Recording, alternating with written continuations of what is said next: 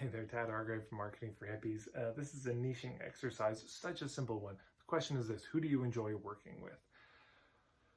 This is one of the easiest low-hanging fruit questions there is in niching, but it's often one that gets missed.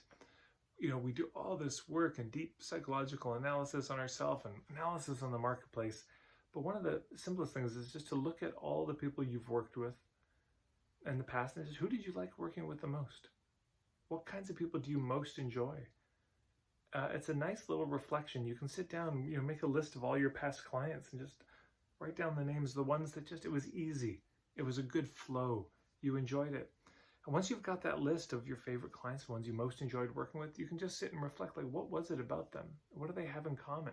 Now, it might be an industry or a profession they have in common. It might be interests that they have in common, beliefs they have in common, scenes they're a part of, issues they were struggling with, beliefs that they all seem to have in common.